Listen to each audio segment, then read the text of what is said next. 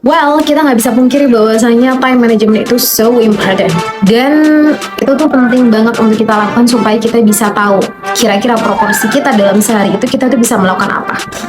Time management itu adalah salah satu cara kita sebagai manusia secara sadar untuk mengetahui apakah diri kita itu memang mumpuni untuk mengerjakan sesuatu dan bisa menyelesaikan pekerjaan kita.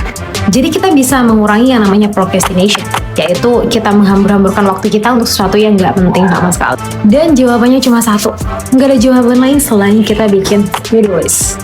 Ya, ini memang klasik banget jawabannya, tapi ini ngebantu banget dan it works. Nggak cuma aku yang pakai, tapi kebanyakan seluruh orang-orang yang sukses dalam produktivitasnya adalah selalu pakai to-do list. To-do list ini simple banget, kalian bisa pakai di sini, kalian juga bisa pakai di device kalian dan all of thing.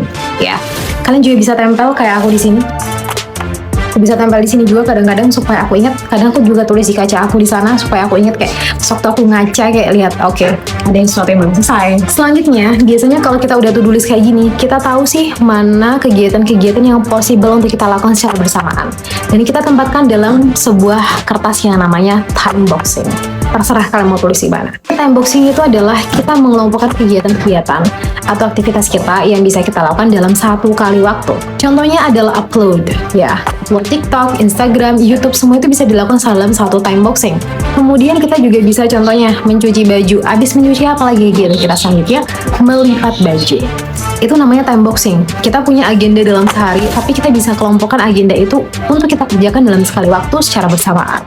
Jadi kita tempatkan kegiatan-kegiatan yang bisa kita lakukan secara bersamaan di dalam time box. Benar-benar bisa memicu kita bahwasanya kita tuh harus bisa lebih produktif lah dengan waktu kita. Kalau aku ngeliat to-do list ini, kan ada beberapa nih yang belum kecentang gitu kan. Itu tandanya belum aku lakuin dalam sehari ini. Tapi ada udah aku lakuin nih. Dan ketika aku lihat, nanti dulu kali ya. Tahu nggak? Kadang-kadang aku tuh mikir kayak gini. Coba deh ketika kamu mau mencoba untuk melupakan to-do list kamu gitu. Coba deh kamu tanya sama diri kamu kayak, emang gini aja aku nggak bisa ngerjain?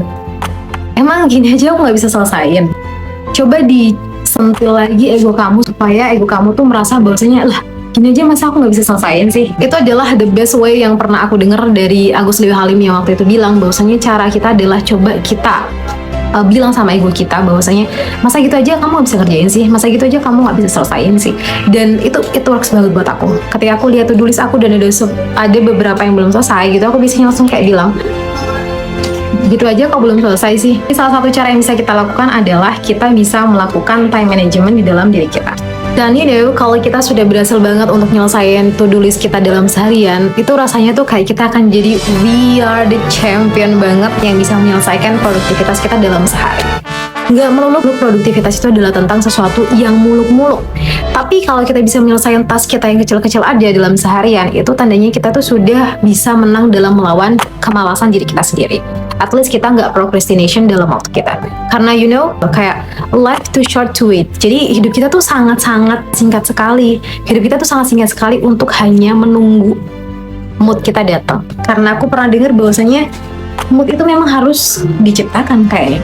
Jangan sampai kita menunggu mood kita datang untuk menyelesaikan sesuatu, tapi cobalah untuk melakukan sesuatu untuk dapat mood tersebut.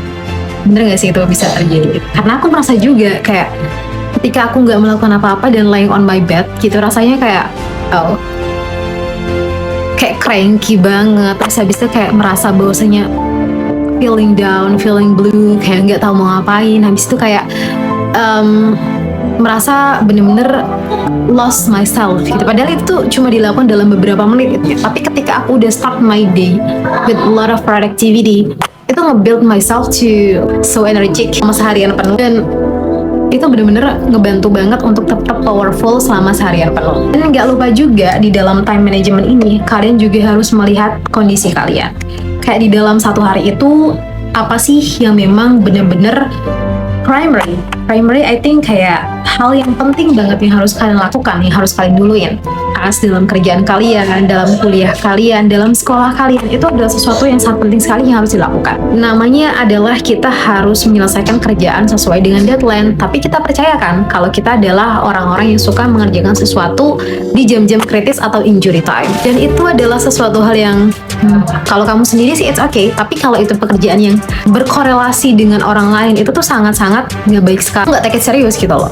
Karena dalam injury time itu tuh dalam kondisi yang kamu itu deg-degan banget ingin menyelesaikan itu. Caranya adalah ketika deadline itu 1 minggu ke depan gitu, aku akan gunakan dalam deadline dalam 1 hari. Jadi kayak dalam sehari itu aku harus udah selesaiin ini. Selesai nggak selesai, aku harus selesaiin itu dulu. Baru aku akan coba lihat lagi di next day. Jadi aku akan bikin yang namanya deadline palsu. Aku belajar ini juga dari seseorang teman yang luar biasa juga. Dan deadline palsu ini akan ngebantu banget buat aku untuk lebih mengetahui mana sih yang memang benar-benar harus diselesaikan dengan penuh konsentrasi dan dengan fokus yang sangat tinggi. Dan itu aku akan lakukan di dalam 1 hari itu. Jadi aku tahu kayak sehari ini aku harus bisa nyelesain ini, dan ini harus sudah selesai. Karena itu adalah deadline. Besok nggak ada namanya toleransi. Dari situ aku bisa belajar untuk bisa menghargai waktu, dan aku percaya setelah kayak 1 tugas selesai, itu pasti akan ada tugas yang selanjutnya. Dan jika tugas yang pertama ini nggak selesai, otomatis akan ketumpuk dengan tugas-tugas yang lain. Dan itu bener-bener nggak bagus banget untuk kesehatan mental kita dalam kelanjutan. Walaupun kita berpikir bahasanya, I'm still happy, I'm okay with all of this thing. Tapi kalau kita terus-terusan seperti itu, otomatis kita akan jadi orang yang mungkin kurang capable. Pun kita bisa mengerjakan bener-bener di waktu yang mengumpulkan di waktu yang tepat, tapi itu bener-bener nggak bagus banget untuk kesehatan diri kita.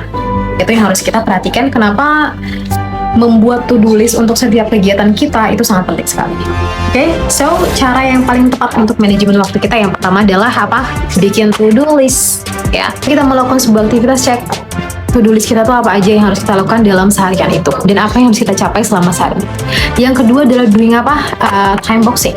Kita harus mengkotak-kotakan, menempatkan kegiatan-kegiatan yang bisa kita lakukan secara bersamaan. Kita juga harus bikin yang namanya deadline palsu. Deadline palsu ini akan membantu kita untuk nge-trigger diri kita lebih bertanggung jawab dalam tas-tas kita. Jadi produktivitas kita ketika kita dalam short term gitu loh, kayak dalam waktu yang sangat singkat kita harus mengerjakan ini, berarti kita tuh akan fokus dan benar-benar menggunakan segala upaya dan energi kita untuk menyelesaikan.